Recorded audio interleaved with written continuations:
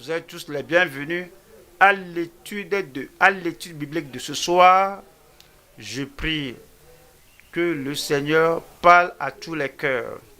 Et ce que le Seigneur nous dit nous fera avoir la vie et nous fera faire ce qu'il veut que nous fassions et être là où il veut que nous soyons au nom de Jésus. Père, nous te remercions pour ce moment. Merci pour ce temps. Merci Seigneur parce que tu es bon, gracieux, toujours gracieux. Nous demandons Seigneur que ce soir, que tu parles à tous les cœurs, que tu nous enseignes Seigneur ce que nous devons entendre, ce que nous devons savoir, ce que nous devons faire.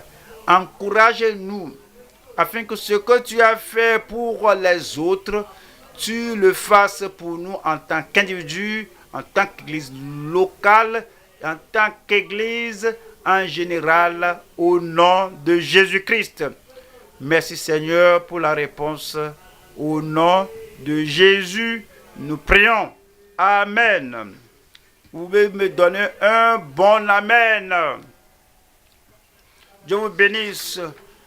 Alors, dans la dernière étude, l'étude passée en Exode, on a vu l'introduction et nous avons relevé là-bas que Exode, c'est le livre de la rédemption des enfants de Dieu, la rédemption qui est faite par l'agneau de Dieu. C'est un aperçu de ce que Christ viendra faire. On a vu l'entrée des enfants d'Israël en Égypte et comment ils ont continué leur vie là-bas et comment le temps est arrivé que Dieu allait accomplir sa promesse et qu'il allait racheter et il allait acquérir Israël en tant que nation, racheter Israël en tant qu'une nation et un trésor particulier à lui. Cela se rapporte à moi et à vous. Et nous étions dans un monde qui est un prototype d'Égypte. Alors, leur tradition, leur culture, leur idolâtrie et leur opiniâtreté. Mais le Seigneur veut nous racheter à lui-même. C'est pourquoi il a envoyé le Seigneur Jésus-Christ. Voici l'agneau de Dieu qui ôte le péché du monde. Car Dieu a tant aimé le monde qu'il a donné son Fils unique, afin que quiconque croit en lui ne périsse point, mais qu'il ait la vie éternelle. Parce qu'il n'y a qu'un seul Dieu et un médiateur, le Seigneur Jésus-Christ, qui a donné sa vie en rançon pour tous. Et Dieu ne veut qu'aucun périsse, mais que tous parviennent à la repentance. Nous rendons grâce à Dieu de nous avoir rachetés, de nous avoir sauvés, de nous avoir lavés dans son sang.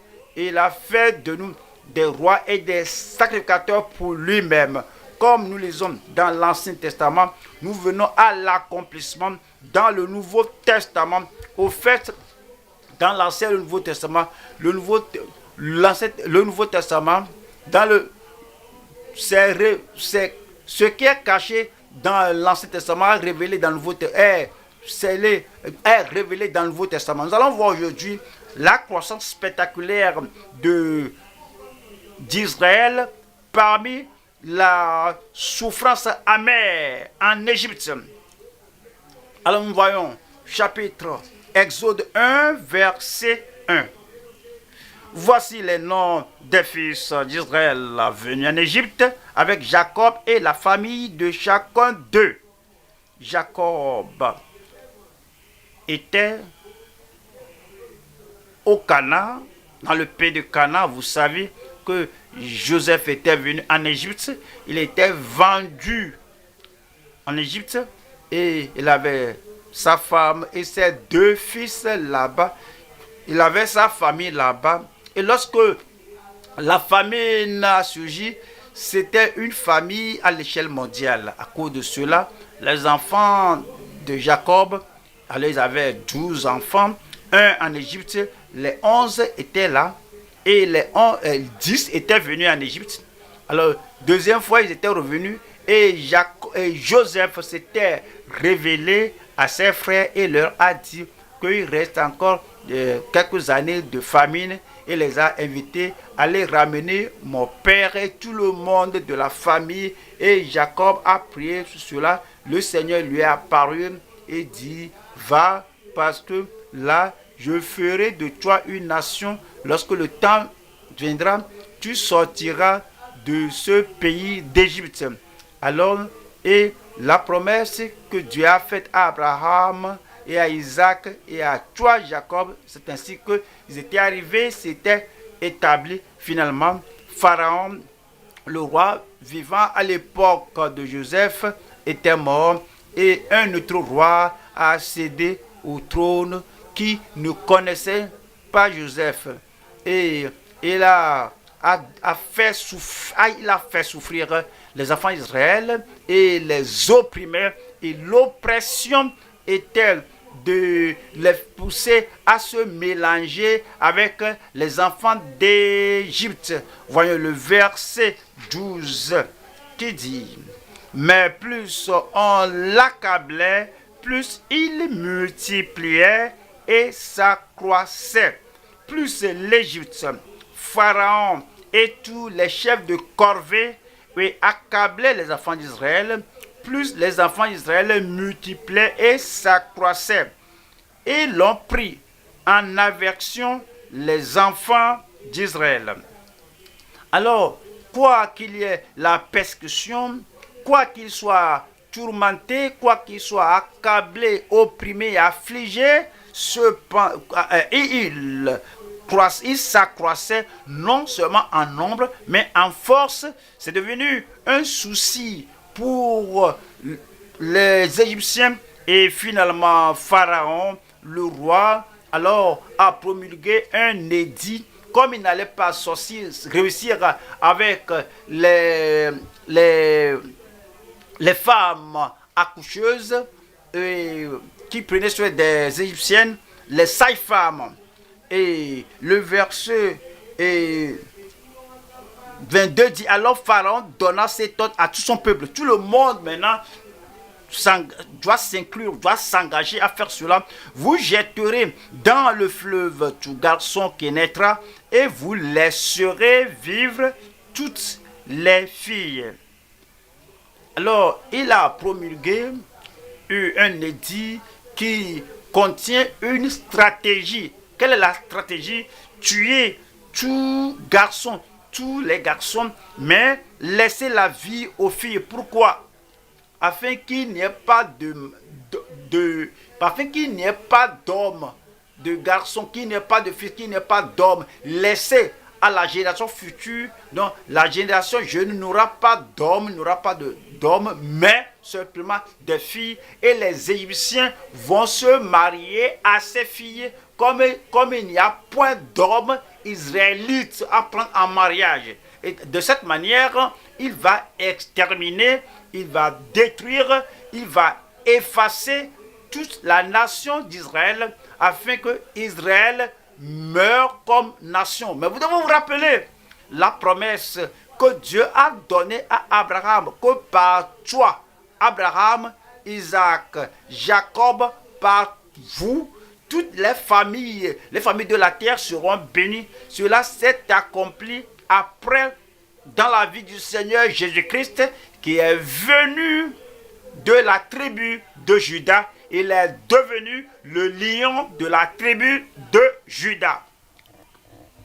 L'édit ou la stratégie de Pharaon, s'il a réussi, alors s'il avait réussi, on n'aurait pas Christ, il n'y aura pas le salut, le sauveur du monde, il n'y aura pas le salut pour nous. C'est un projet, c'est un complot, alors orchestré, alors initié par Satan et passé alors par le biais de Pharaon, mais il n'a pas réussi.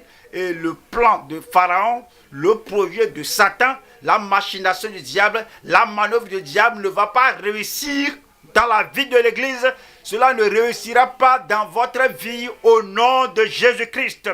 Encore le titre est la croissance spectaculaire d'Israël au sein d'une souffrance amère en Égypte. Nous allons voir 3 points comme nous étudions le chapitre.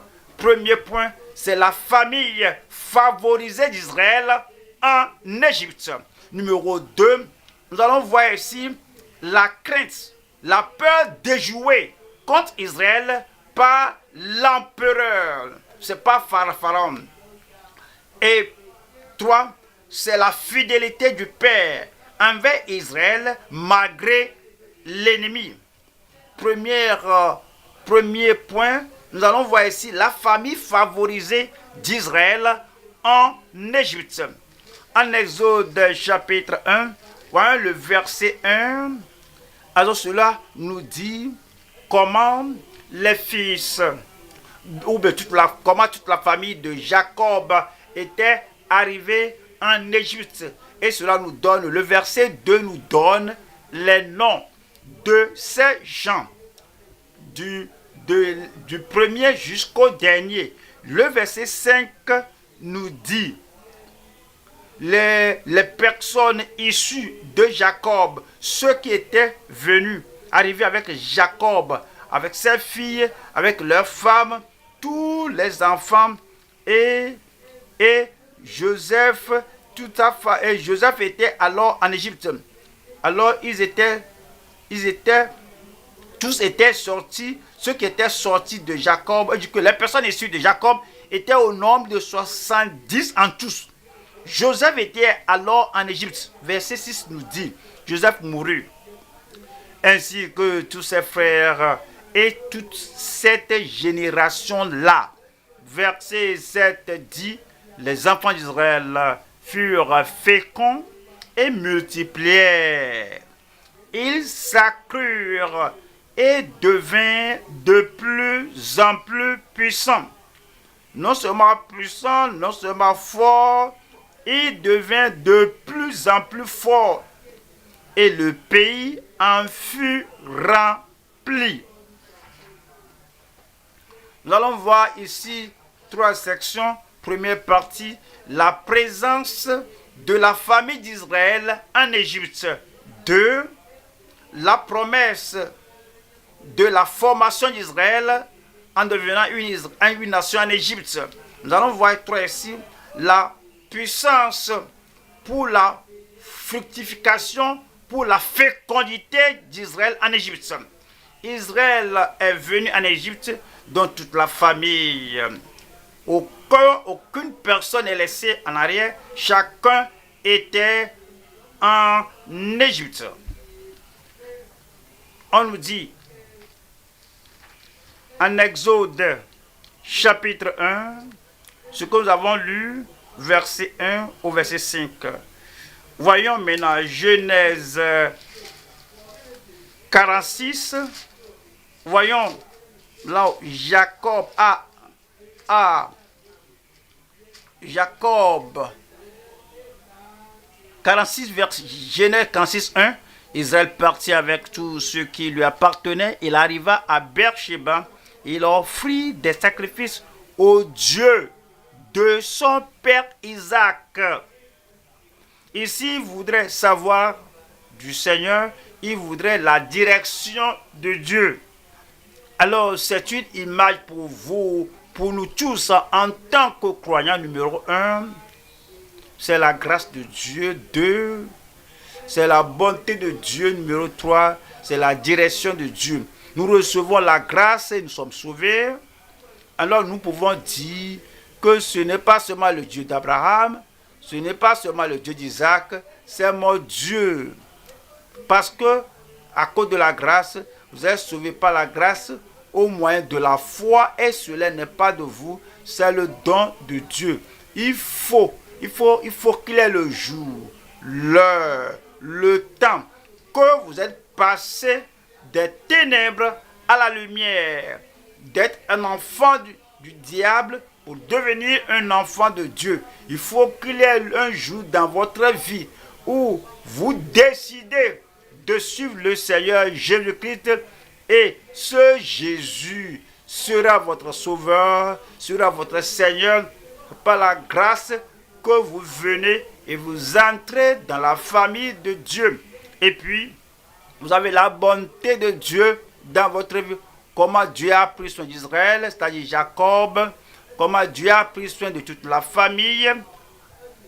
C'est parce que c'est par la grâce il lui appartenait, et la bonté de Dieu est répandue sur votre vie. Vous prenez la bonté de Dieu, Dieu vous conduit à tout moment, il est avec vous à tout moment. Vous voulez maintenant faire un pas, est-ce que vous voyagez, est-ce que vous allez aller quelque part, est-ce que vous allez émigrer, alors où est-ce que vous voulez faire, alors vous allez vers Dieu. Jacob est allé vers Dieu, la grâce, la bonté et la direction.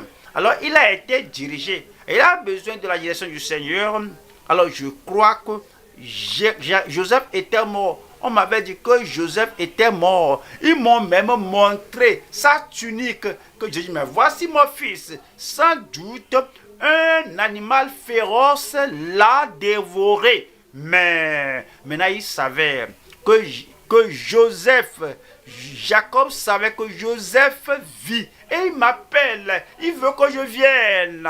Alors il était enthousiasmé, mais l'enthousiasme ne l'a pas empêché de chercher la volonté de Dieu. Il était heureux. La joie ne l'a pas empêché de prier le Seigneur et chercher la direction du Seigneur. Dans notre vie, il y a des temps, il y a des fois, oui, de grandes opportunités se présentent, on est content, on est heureux, alors on est très très très excité. Mais rappelez-vous, les pas d'un bon homme sont dirigés, sont conduits par le Seigneur. Nous devons aller vers Dieu afin de nous conduire. C'est exactement ce qui s'est passé ici. Et le Seigneur a assuré Jacob qu'il aille, qu'il sera avec lui. Nous allons aux Actes, chapitre 7, le verset 14. Acte 7, 14. Puis Joseph envoya chercher son père Jacob et toute sa famille, composée de 75 personnes. Jacob descendit en Égypte, où il mourut, ainsi que nos pères. Psaume 105, verset 23. Psaume 105, le verset 23. Alors Israël vint en Égypte et Jacob séjournant dans le pays de Cham. 24. Il rendit son peuple très fécond. C'est-à-dire Dieu, le Dieu qui a promis, le Dieu qui ne faillit jamais, Dieu qui veille pour exécuter sa parole, c'est-à-dire il rendit son peuple très fécond et plus puissant que ses adversaires. Voyons, la deuxième section ici, nous allons voir la promesse de la formation d'Israël en Égypte. Tout a été fait selon le projet de Dieu. Pharaon croyait qu'il a le dernier mot. Dans son complot, dans ses manœuvres contre les enfants d'Israël. Mais Dieu a un projet chaque jour et un projet pour chaque année, chaque jour et année par année, année après année, le Seigneur accomplissait ses projets. Quelle est la promesse que Dieu a donnée? Genèse 46, verset 3. Et Dieu dit: je suis le Dieu de ton père. Ne crains point de descendre en Égypte, car là, je te ferai devenir une grande nation.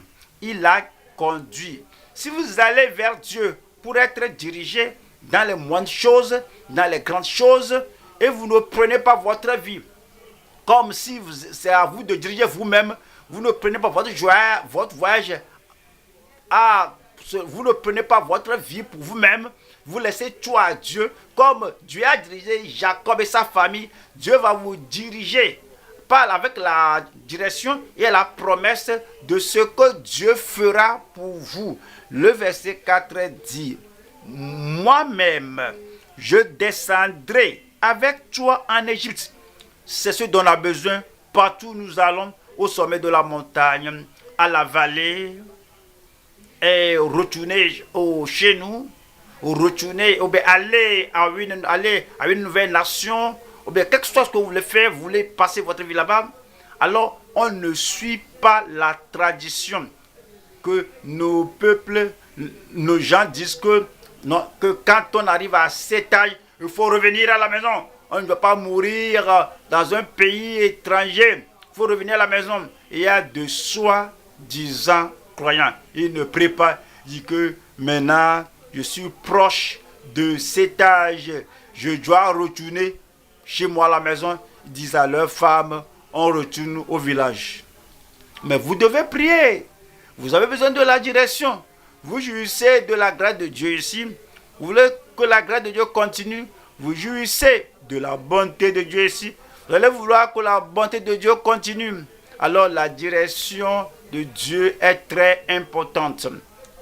Quel que soit, aussi rose, aussi content que vous soyez du futur, restez. Priez, soit dirigé, conduit par Dieu.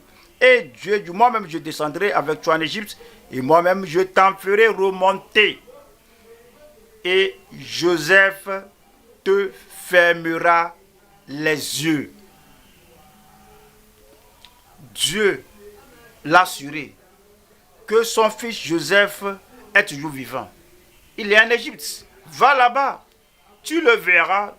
Au fait, lorsque tu viendras à la gloire pour arriver au ciel, Joseph, ton fils bien-aimé, c'est lui qui te fermera les yeux. Ce sont les promesses que nous avons. Genèse 12, 2. La promesse qui date du temps de Abraham, qui dit que je ferai de toi une grande nation. Lorsque Jacob allait en Israël, en Égypte, il était seulement 70 000 personnes. Mais Dieu dit, je ferai de toi une grande nation. Spirituellement, une grande nation. Numériquement, une grande nation. Et comme le sable au bord de la mer, comme les étoiles du ciel. Et en puissance, une grande nation que le monde entier va reconnaître. Et avec l'évangile, une grande nation, parce que Dieu veut les utiliser comme ses porte-paroles pour amener l'évangile au reste du monde. Donc depuis le temps d'Abraham, Dieu lui a dit que je ferai de toi une grande nation et je te bénirai. Je rendrai ton nom grand et tu seras une source de bénédiction. Actes des apôtres, chapitre 7. Comprenez, comme nous voyons toutes les promesses de Dieu, toutes les promesses qu'il a données en Genèse, en Exode, alors toutes s'accomplirent dans le Nouveau Testament, en Actes chapitre 7, le verset 17.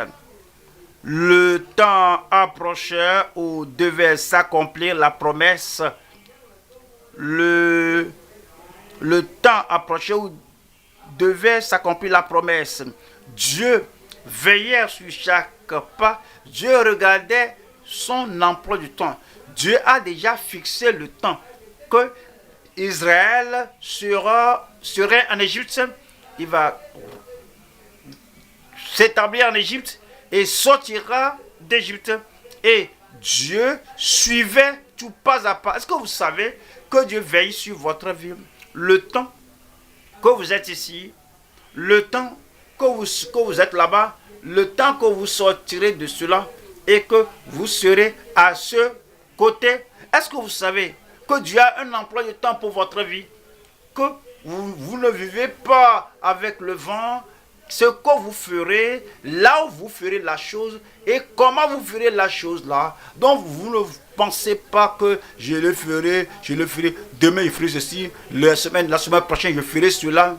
Il dit non, que vous devez dire en Jacques 4, si le Seigneur le veut, si cela convient au projet de Dieu, et c'est selon le plan de Dieu qu'il me conduira et je suivrai.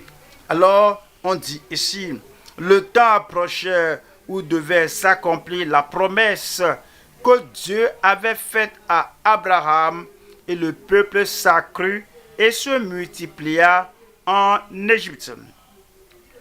1. La présence. 2. La promesse.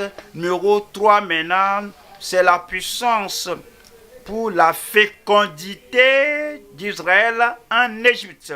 Ils se sont accrus. Comment? À cause de la puissance de Dieu qu'il a rendu tel. Selon son plan, selon sa promesse, Dieu les a conduits, Dieu les a multipliés. Exode chapitre 1, Exode 1 verset 7. Les enfants d'Israël furent les enfants d'Israël furent féconds et multiplièrent. Ils s'accrurent et devinrent de plus en plus puissants. Et le pays en fut rempli. Pharaon, qui leur a donné l'occasion de venir dans le pays d'Égypte, qui leur a donné un lieu réservé, qui leur a donné Goshen. Maintenant, ils se sont multipliés et tout le pays était rempli d'eux. Nous allons à Deutéronome chapitre 10, verset 22 qui dit: tes pères descendirent en Égypte. Voici Moïse maintenant qui regardait en arrière et voyait le temps où ils étaient entrés. Tes pères se référant à Jacob, se référant au patriarche. Alors tes pères descendirent en Égypte au nombre de 70 personnes. Et maintenant, l'Éternel, ton Dieu, a fait de toi une multitude pareille aux étoiles des cieux. Alors, ils se sont accrus, ils sont devenus comme des étoiles des cieux, comme les étoiles innombrables, comme des étoiles très éloignées, comme une pierre que Pharaon essayait de jeter contre eux, ne pouvait pas les atteindre. Le Seigneur les a rendus élevés, il les a rendus grands, aucun pouvoir ne peut les rabaisser. En Néhémie 9, Néhémie 9, le verset 23 qui dit: tu multiplias leurs fils comme les étoiles des cieux et tu les fis entrer dans le pays dont tu avais dit à leur père qu'ils prendraient possession. Donc nous voyons la puissance du Seigneur. Avant d'aller au deuxième point, pensez-y que ce que vous avez trouvé dans une grande eau, la composition là-bas, on le trouve dans une goutte d'eau. Ce que je dis, c'est que ce qu'il a fait pour toute la nation, ce que Dieu a fait pour Abraham, ce qu'il a fait pour Isaac, ce qu'il a fait pour Jacob, il le fait pour chaque individu croyant. Nous allons au Galates 6, verset 16, nous dit: paix et miséricorde sur tous ceux qui suivront cette règle et sur Israël de Dieu. Étant Israël de Dieu, ce que Dieu a fait pour Israël physique, il le fait pour Israël spirituel. Numéro 1, il donne sa présence. Je ne te délaisserai pas, je ne t'abandonnerai pas. Donc nous pouvons dire avec assurance que l'Éternel est mon aide. Je ne craindrai ce que Pharaon, ce qu'un homme peut me faire. 2, c'est la promesse qu'il nous a donnée. Et sa promesse ne faillira jamais dans notre vie. C'est la promesse qui nous a amenés au salut. C'est la promesse qui nous a amenés à la sanctification et à la sainteté. C'est la promesse qui nous a amenés à la puissance de Dieu, c'est-à-dire au Saint-Esprit. 3, c'est la puissance. 3, sa puissance ne fera pas défaut dans votre vie. Je dis, sa puissance ne fera pas défaut dans votre vie. Ce que Dieu a ordonné, il l'accomplira dans nos vies au nom de Jésus-Christ. Deuxième point, la peur déjouée contre Israël par l'empereur. L'empereur Pharaon avait une peur au sujet des enfants d'Israël. Et l'adversaire avait une peur. L'adversaire a une peur à votre sujet. Vous voyez, tel que vous allez et tel que vous croissez, tel que vous montez, alors commencez à calculer. Et si nous laissons cette église telle, elle va arriver ici, il va arriver là-bas. Alors, ils seront plus forts que nous tous. Donc, commencez à planifier, comme Pharaon a planifié. Le plan de Pharaon a échoué. C'était d'échouer. Le plan de vos adversaires, va échouer. Ils ne peuvent pas vous empêcher. Là où vous serez, le Seigneur va certainement vous mettre là au nom de Jésus-Christ. Exode chapitre 1 verset 8.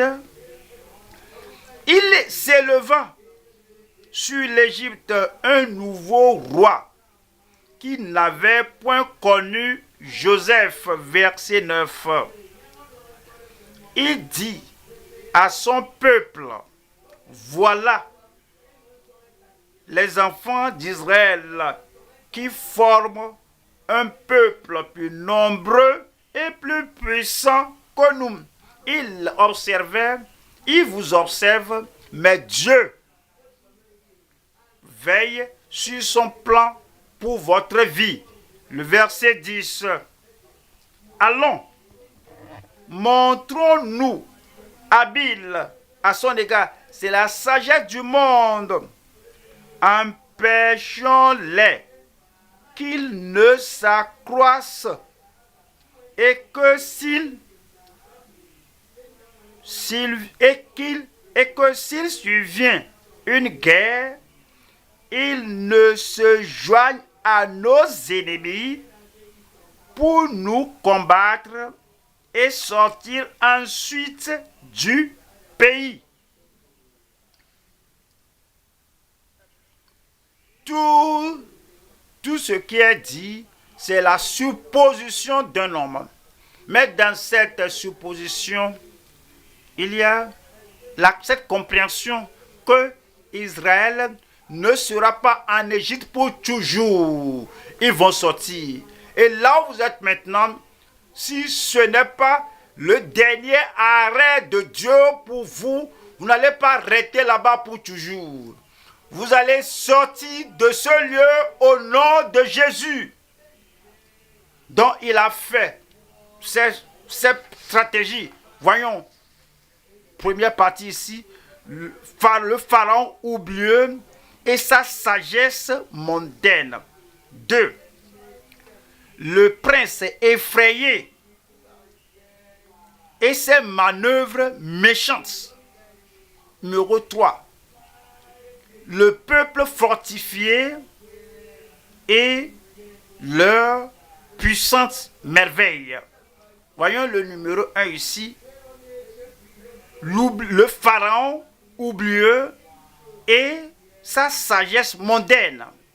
On nous a dit que ce roi, cet empereur, pharaon, ce pharaon n'a pas connu, ne connaissait pas Joseph. Pourquoi pas? Un dirigeant, doit être un dirigeant. Il doit lire l'histoire. Ouais. Il devait savoir ce qui était arrivé avant son accession au trône. Il devait savoir comment Israël et Égypte étaient préservés avant qu'il n'accède au trône. C'est à cause de Joseph que Dieu a préservé le pays d'Égypte. Et Joseph avait interprété le rêve du prédécesseur Pharaon et a donné les conseils célestes afin qu'il ne périt dans la famine qui allait ravager le pays pendant 7 ans. Cependant, il dit qu'il ne connaissait pas. Et beaucoup d'entre nous, si vous ne savez pas ce que vous devez savoir, vous allez planifier à la manière gauche. Notre peur émane de ce que nous avons oublié. Nous avons oublié la bonté du Seigneur, la faveur de Dieu, la puissance de Dieu, les promesses de Dieu, l'appel de Dieu sur notre vie. Et la bonté de Dieu dans le passé pour nous, c'est l'oubli de cela qui nous fait nous livrer à l'autogestion. Et maintenant, on a la sagesse mondaine. 1 Corinthiens 3, 1 Corinthiens chapitre 3, 19. Car la sagesse de ce monde est une folie devant Dieu. Ce pharaon allait finalement découvrir que son oubli l'a conduit à se battre avec Israël, à se battre avec Moïse et à les poursuivre jusqu'à la mer Rouge où il a péri. Sa sagesse est devenue une folie. Car la sagesse de ce monde est une folie devant Dieu. Aussi est-il écrit, il prend les sages dans leur ruse.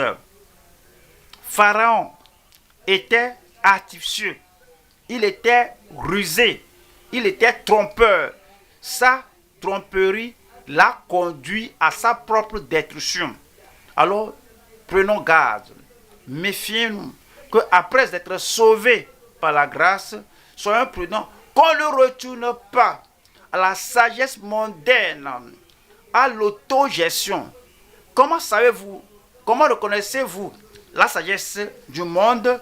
Jacques, chapitre 3, verset 15.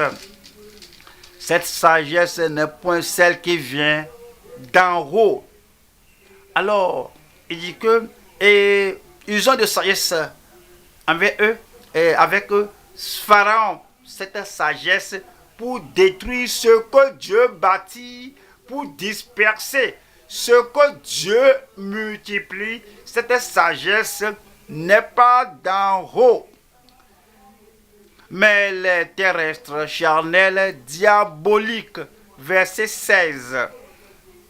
Car là où il y a un zèle amer et un esprit de dispute, il y a du désordre et toutes sortes de mauvaises actions. N'est-ce pas les mauvaises actions pour dire aux sages femmes de tuer tous les garçons et de laisser en vie les filles? Ça, cela est diabolique, cela n'est pas de Dieu, cela est du monde et cela est de l'ennemi de votre âme. Le verset 17 dit: la sagesse d'en haut est premièrement pure. Toute sagesse qui vous rend impur n'est pas de Dieu, qui vous rend injuste n'est pas de Dieu, qui vous rend cruel, qui vous rend irréfléchi n'est pas de Dieu.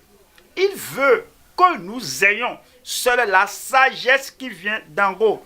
Voilà la deuxième partie, c'est le prince effrayé et ses manœuvres méchantes et ses projets méchants. et ses stratégies méchantes. Nous allons en Exode chapitre 1, ce qu'il a commencé et ce qu'il veut exécuter. Exode 1, le verset 11 dit: et l'on établit sur lui des chefs de corvée afin de l'accabler de travaux pénibles. Il croyait qu'il leur faisait du mal. Et il les a servis, il les opprimait. Rappelez-vous, à l'époque là, les enfants d'Israël étaient préparés par Dieu afin de marcher pieds nus pour aller à la terre promise. S'ils sont des gens qui prennent du repos, des gens sans exercice, des gens mous, des gens qui ne s'appliquent pas aux travaux durs, n'ont pas d'épis dorsal, comment pourrait-il parvenir à marcher comme ça? Donc, les chefs de corvée ont fortifié les enfants d'Israël, même les fardeaux ont fortifié les enfants d'Israël. Et alors ils n'ont jamais mené une guerre, ils n'ont jamais porté les armes, mais ils ont traversé Israël ils ont traversé le désert pour aller au Canaan. Alors, toute la formation là, et ils ont vu ça en Égypte. Ils marchaient des kilomètres sans s'épuiser. Ils peuvent porter les fardeaux. Regardez le tabernacle qu'ils ont porté. Comment pouvaient-ils porter cela sans être fortifiés par le Seigneur? Le Seigneur qui connaît le futur a permis à toute cette oppression, à toute cette souffrance de les former. Et quand le temps vient de manifester la force serait là.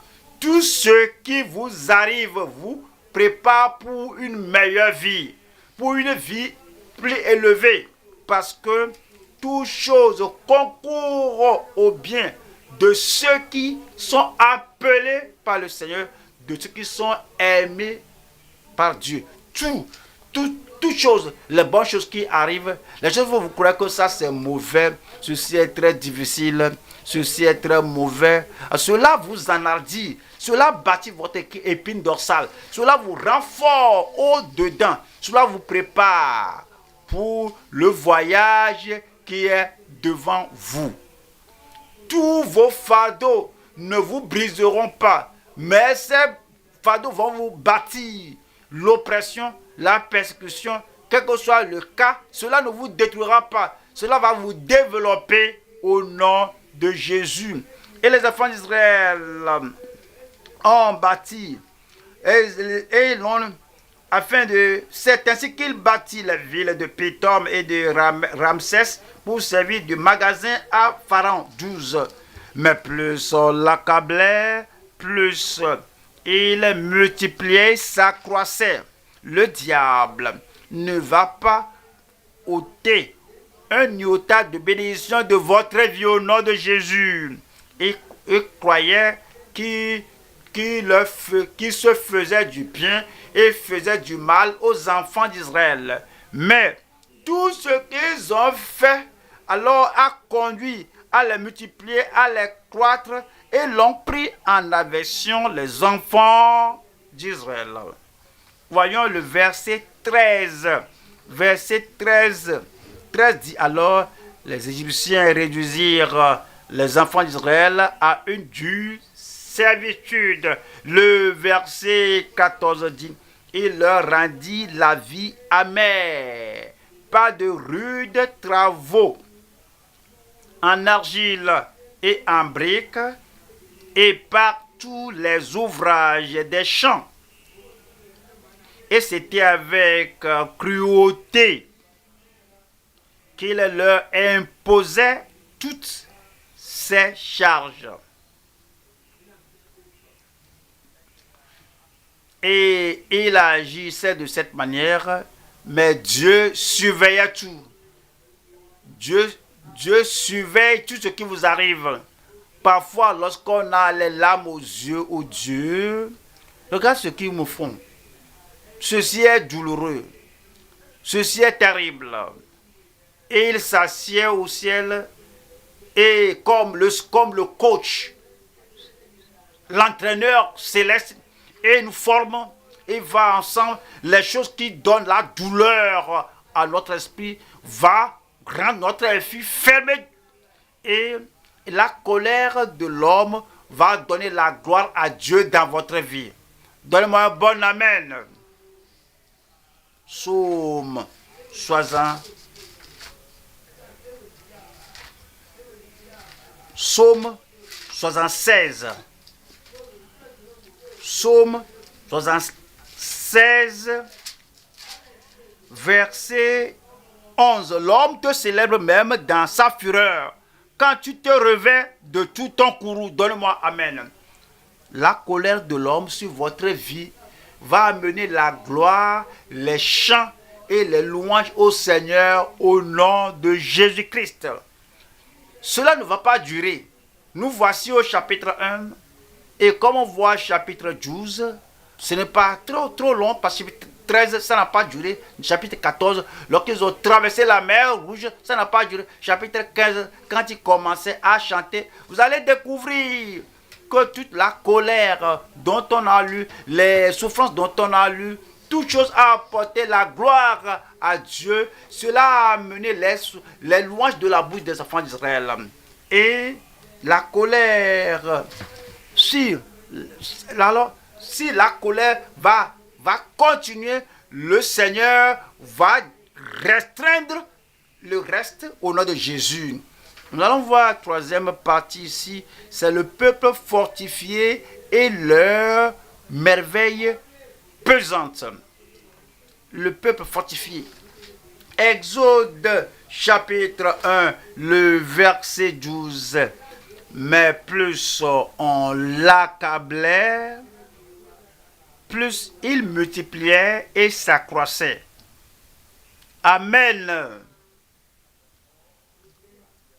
Et plus on vous accable, plus vous allez multiplier et plus vous allez vous accroître. Spirituellement, vous allez croître. Qu'est-ce qui nous fait prier? Prier plus qu'auparavant, ce sont les problèmes, les épreuves, les persécutions, les oppressions. Quand on a oublié comment prier, sauvé par la grâce, et la vie va normalement, et on a la vie pieuse et la bonté du Seigneur dans notre vie. Alors, on fait une prière courte au nom de Jésus. Amen. Et puis, on fait ces prières sans même penser à Dieu. Tu es bon, Dieu, tu es grand. Quand Dieu voit qu'il veut nous développer l'habitude de la prière, la puissance de la prière, l'importunité de la prière en nous, il permet que Pharaon, il permet que les gens du monde qui réchauffent un peu une chaleur, un feu contre nous, et puis on voit l'inconfort, on est pour la douleur, on se met à genoux, on prie. Maintenant, vous allez croître spirituellement. Vous allez croire avec les choses matérielles. Plus les gens du monde, plus ils vous lancent des choses, plus le Seigneur va vous élever plus haut, afin que leur pierre ne vous frappe pas, que leur flèche ne vous frappe pas. Parce que vous savez, si vous restez à ce niveau bas, Dieu sait que leurs flèches peuvent vous facilement blesser. Donc il vous fait prier, vous priez. Ceux qui se confient à l'Éternel renouvellent leur force. Vous allez prendre le vol comme des ailes, sur des ailes d'aigle.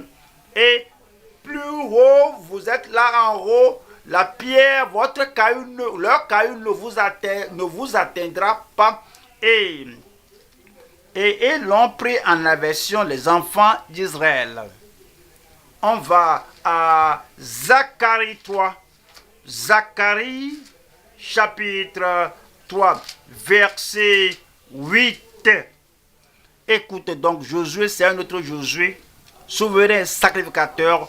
Toi et tes compagnons qui sont assis devant toi, car ce sont des hommes qui serviront de signes. Ils sont des hommes qui serviront de signes. Vous voyez? Et Pharaon s'étonnait des enfants d'Israël. Qui sont ces gens-là? Nous avons fait des choses là. Si nous faisons ceci contre les enfants d'Israël, nous allons les éteindre. Mais ces gens-là, comme nous les persécutons, comme nous les opprimons, alors ils croissaient. Alors ce sont des gens dont il faut s'étonner. Je vous dis, l'année tend vers sa fin. Pas l'année prochaine, les gens vont s'étonner de vous. Et ils croient que tout ce qu'ils ont amoncelé sur vous, que vous êtes en bas là-bas, que vous devez même rétrograder, ils seraient surpris. Ils sont surpris que vous ne rétrogradez pas. Ils sont surpris que vous montez. Vous allez de plus en plus en haut. Ils vont s'étonner de vous. Voici, je ferai venir mon serviteur le Germe.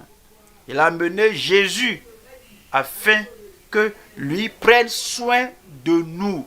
Vous savez, les pharisiens, alors, ce serait étonné de Jésus. Ils l'ont crucifié, il est ressuscité. Lorsqu'il est ressuscité, beaucoup de personnes en Matthieu 27, alors il est sorti de beaucoup étaient sortis de leur tombe et ils sont apparus à beaucoup de personnes à Jérusalem. Un homme dont il faut s'étonner. Alors je vous dis, alors, et ils ont persécuté Pierre et Jean. Comme ils ont vu leur assurance, ils ont reconnu qu'ils sont des hommes sans instruction. Ils ont reconnu que ces gens ont été avec Jésus. Alors ils les ont emprisonnés. Alors un ange est allé à la prison et les a fait sortir. Il dit, allez vous tenir dans le temple et allez déclarer la parole de vie. Le matin, ces membres du Sanhédrin, les pharisiens, disent que allez les amener. Les gens qui étaient allés à la prison, ils n'ont pas pu les trouver. Quelqu'un leur a dit, les gens que vous avez mis en prison là, ces gens-là sont là dans le temple en train de prêcher. Et ils sont des gens dont il faut s'étonner. Ce que Dieu a fait à l'époque là, il va le répéter à ce temps-ci. Les gens vont s'étonner de vous. Ils vont s'étonner de votre force. Ils vont s'étonner de votre puissance. Ils vont s'étonner de votre richesse. Ils vont s'étonner de votre prospérité. Ils vont s'étonner de votre santé et force au nom de Jésus. Ce sont des hommes, des femmes, des églises qui serviront de signes. Psaume 105, verset 24. Il rendit son peuple très fécond et plus puissant que ses adversaires. Vous serez plus fort que vos ennemis. Nous allons au troisième point maintenant. Troisième point, la fidélité du Père envers Israël malgré l'ennemi. Exode, chapitre 1, verset 15. Exode 1, verset 15. Le roi d'Égypte parla aussi aux sages-femmes des Hébreux, nommées l'une Shifra et l'autre Pua. 16. Verset 16 dit, il leur dit, quand vous accoucherez les femmes des Hébreux et que vous les verrez sur les sièges, si c'est un garçon, faites-le mourir. Si c'est une fille, laissez-la vivre. Verset 17. 17. Mais les sages femmes craignirent Dieu et ne firent point ce que leur avait dit le roi d'Égypte. Elles laissèrent vivre les enfants. Maintenant, Dieu veut que nous soyons loyaux, des gens qui obéissent à la loi du pays. Alors comme nous voyons, Romains 13, c'est dit que ces dirigeants sont des messagers de Dieu, des serviteurs de Dieu, que nous devons obéir à leurs paroles, à leurs lois, à cause de notre conscience. Mais quand un roi, quand un empereur, quand un chef d'État, alors promulgue une loi contraire à la loi de Dieu, donc nous devons désobéir à cela. Parce que Dieu est le roi des rois. Il est le Seigneur des seigneurs. Quiconque dans votre vie, un empereur, un roi, un mari, un contremaître, un capitaine, qui que soit la personne, si la personne a l'autorité sur vous et la personne vous donne des lois qui ne contredisent pas celles de Dieu, c'est votre devoir, c'est votre responsabilité. Alors, c'est l'attente de Dieu que vous obéissiez à cette loi. Mais si l'empereur, si le roi, si le capitaine, si le dirigeant, si le mari, qui que soit la personne qui a l'autorité sur vous, vous dit et promulgue une loi qui vous fait contredire la parole de Dieu, c'est là qu'on trace une ligne. Tu désobéis à cette loi impie. Donc, ces sages-femmes, Pharaon leur avait dit, il leur a ordonné que vous êtes sages-femmes des enfants, des femmes d'Hébreux. Maintenant, si vous voyez une femme hébreu qui allait accoucher, si c'est un fils, un garçon, tuez-le. Si c'est une fille, laissez-la vivre. Ces femmes égyptiennes craignaient l'Éternel. Alors, votre réponse à la loi de Dieu montre votre crainte pour Dieu. Votre réaction à la loi d'un homme montre votre crainte de Dieu. Alors, c'est dit que ces femmes craignaient Dieu. Elles n'ont pas fait ce que le roi a dit de faire. Le verset 18 dit, le roi d'Égypte appela les sages-femmes et leur dit, pourquoi avez-vous agi ainsi et avez-vous laissé vivre les enfants? Le verset 19. Les sages-femmes répondirent à Pharaon, c'est que les femmes des Hébreux ne sont pas comme les Égyptiennes. Y a-t-il un amen là-bas? Femmes, enfants, les femmes qui sont enfants de Dieu ne sont pas comme les femmes qui sont enfants des méchants. Il faut une différence. Une femme chrétienne ne vit pas comme une femme mondaine. La femme chrétienne n'est pas faible comme une femme mondaine. La femme chrétienne n'est pas charnelle comme la femme du monde. Les femmes d'Israël, le peuple de Dieu, alors elles ne sont pas comme les femmes égyptiennes. Nous ne chantons pas la même chanson. On ne raconte pas les mêmes fables. On ne suit pas. On n'adore pas les mêmes idoles. On ne fait pas ce qu'elles font, ce qu'ils font. Ce qu'ils font les affaiblit. Ce que nous faisons nous rend forts.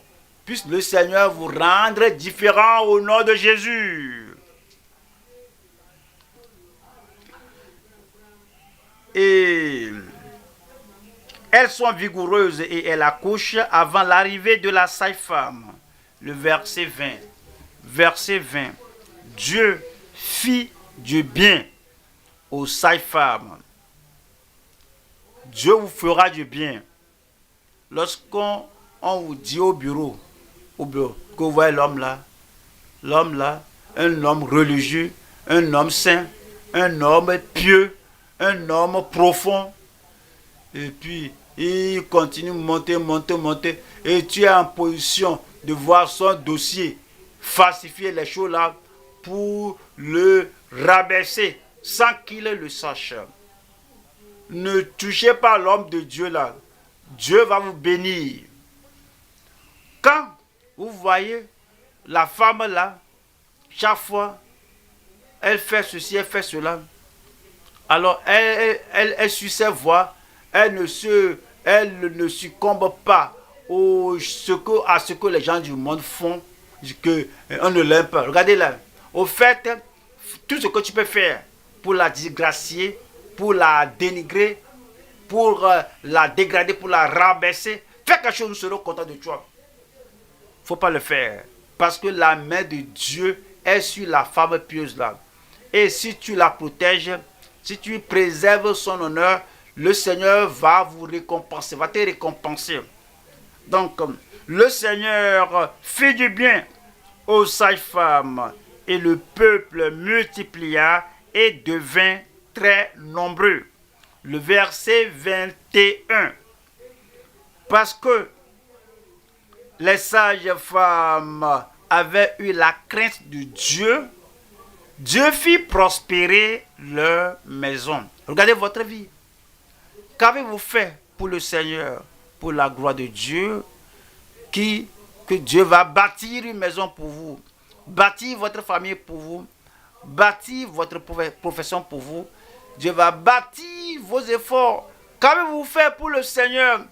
De quelle manière avez-vous rejeté le projet du monde contre son Église? Et par vous, l'Église de Dieu se fortifie et le Seigneur va vous voir et va vous bâtir. Il va regarder les bonnes œuvres que vous faites concernant Christ, concernant le corps de Christ. Il va vous récompenser dans ce monde et dans le monde à venir au nom de Jésus-Christ. Pharaon était déçu. Vous allez décevoir Pharaon. Dieu va décevoir les empereurs du monde. Le verset 22. Le verset 22. Alors Pharaon donna cet ordre à tout son peuple. Vous jetterez dans le fleuve tout garçon qui naîtra. Vous jetterez dans le fleuve tout garçon qui naîtra. Allez dans leur maison, jetez leur fils dans le fleuve. Moïse n'était pas encore né. C'est après cela qu'au chapitre 2 que Moïse était né. Et puis, avant de pouvoir venir enlever l'enfant là, le jeter dans le fleuve, la mère l'a gardé dans une corbeille placée à côté du fleuve. Je ne vais pas jeter mon enfant dans le fleuve. Je ne peux pas le garder au-delà de cet âge. Et la fille de Pharaon était allée là-bas et a vu le fils là, appelé Moïse. Même, c'est la fille de Pharaon. La fille de Pharaon n'a pas obéi à l'édit de son père. Vous pourrez être la fille, le fils d'un homme particulier, d'un homme d'autorité. Oui, et un homme qui est méchant contre le peuple de Dieu dit, fais ceci contre eux. Pourquoi ne pas être comme la fille de Pharaon qui a pris l'enfant et l'enfant a pleuré, elle a dit, celui-ci, c'est l'un des enfants des Hébreux. Alors, a jeté dans le fleuve. Et Marie est venue. Est-ce qu'elle peut aller chercher une nourrice pour prendre soin d'elle, de lui protéger? Elle dit que oui. Et Dieu a renversé le projet de Pharaon. Dieu va renverser le projet de Pharaon sur votre vie. Et avec l'éducation d'Égypte et avec l'argent d'Égypte, avec les provisions d'Égypte, Moïse, le libérateur, a été formé, a été instruit. Ce qu'il essaie contre vous, pour vous noyer, soit va vous relever. Leur argent va prendre soin de vous. Leur progrès va prendre soin de vous. Mais, finalement, ils ont ordonné tout le monde que vous jetterez dans le fleuve tout garçon qui naîtra, et vous laisserez vivre toutes les filles. Est-ce que les projets de Pharaon ont-ils réussi? Les projets de Pharaon ont-ils réussi? Cela fait un boomerang. C'est renvoyé à l'envoyeur. Au lieu que le fils d'Israël soit noyé, c'est lui-même avec ses chars et ses soldats étaient noyés dans la mer Rouge. La fosse qu'ils vous ont creusée, eux-mêmes y tomberont. Vous allez aller sur les ailes d'aigle au nom de Jésus. Numéro 1, ici, nous avons le plan secret pour détruire la nation choisie de Dieu. Numéro 2, la préservation suprême de la sainte nation de Dieu. Numéro 3, la règle subtile contre la nation destinée de Dieu. Premier point, c'est le plan secret pour détruire la nation choisie de Dieu. On a déjà lu ça en Exode 1, versets 15 à 22. Aucun plan secret n'agira dans votre vie au nom de Jésus. Matthieu 16, verset 17. Matthieu 16, le verset 17. Jésus, reprenant la parole, lui dit: Tu es heureux, Simon, fils de Jonas, car ce ne sont pas la chair et le sang qui t'ont révélé cela, mais c'est mon Père qui est dans les cieux. 18. Et moi, je te dis que tu es Pierre, et que sur cette pierre, je bâtirai mon église, et que les portes du séjour des morts ne prévaudront point contre elle. Ils n'ont pas prévalu contre Israël. Ils ne vont pas prévaloir contre l'église de Dieu. Ils ne vont pas prévaloir contre vous. Numéro 2 ici, c'est la préservation suprême de la nation sainte de Dieu. On a déjà lu ça, comment ils étaient préservés. La nation là. On va à 1 Pierre 2, verset 9. Vous au contraire, vous êtes une race élue, un sacerdoce royal, une nation sainte. C'est ce que nous sommes, c'est ce que l'Église est, un peuple acquis, afin que vous annonciez les vertus de celui qui vous a appelé des ténèbres à son admirable lumière.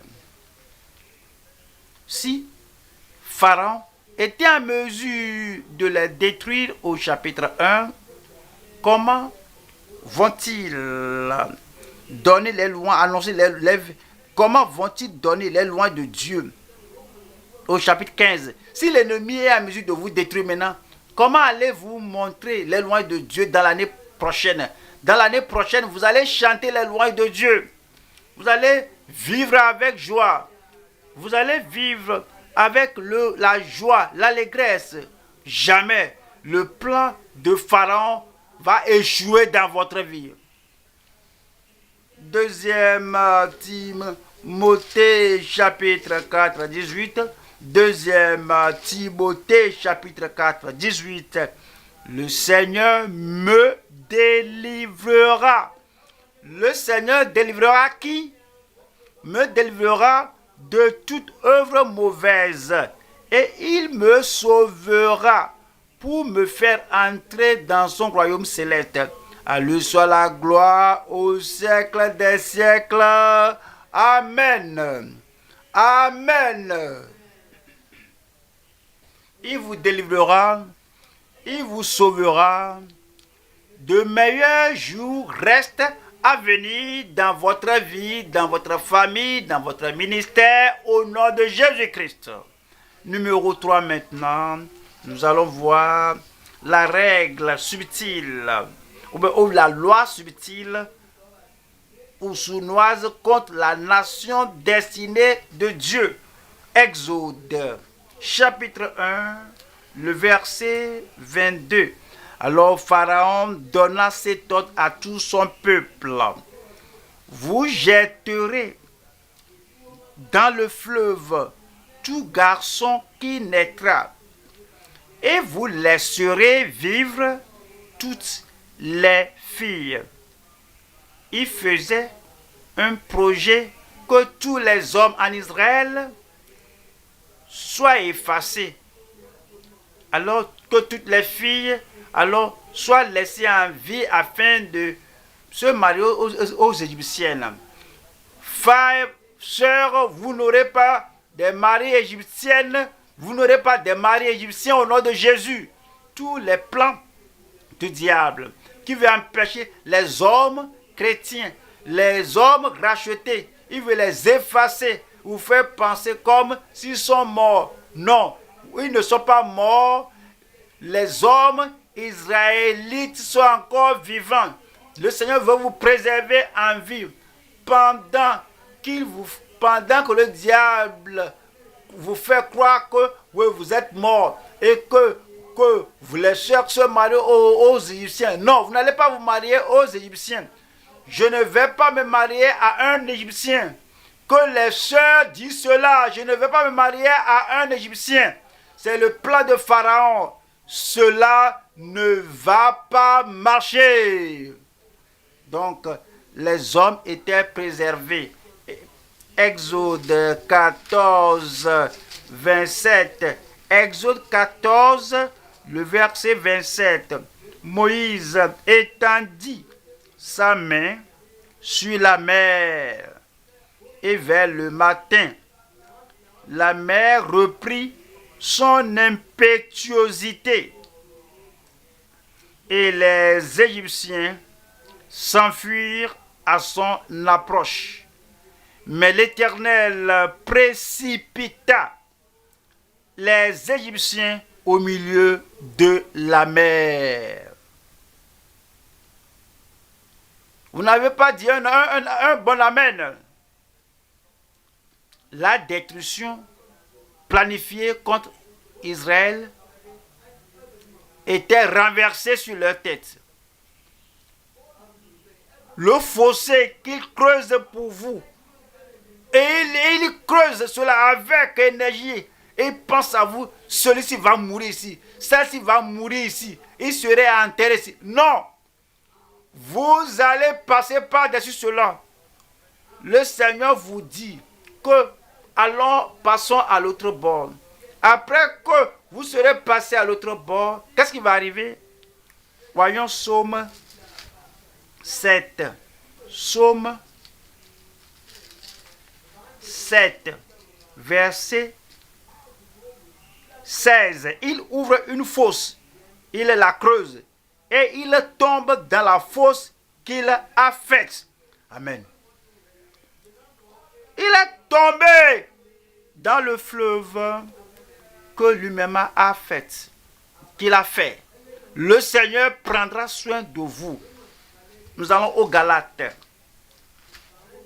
Galates 6, 7. Ne vous y trompez pas, on ne se moque pas de Dieu. Ce qu'un homme aura semé, il le moissonnera aussi. Ce que Pharaon a semé, le projet de Pharaon, ce que Pharaon a conçu, il a moissonné. Alors, le fossé qu'il a creusé, Au fait même, son cadavre n'était pas disponible pour être inhumé en Égypte comme on le préserve en momie en Israël. Il était mort dans le fleuve, dans la mer. Et ce qu'il a planifié pour les enfants de Dieu. Ne prenez point part à leur méchanceté. Ne faites pas comme eux. Ne creusez le fossé à personne. Vous n'allez pas tomber dans le fossé. Puisse le Seigneur prendre soin de vous. Puisse le Seigneur vous préserver. Et comme vous parcourez cette vie, et comme le monde croit que nous allons te faiblir, alors ils vont vous rendre fort. Vous allez multiplier. Vous serez plus puissant. Vous serez plus fort au nom de Jésus.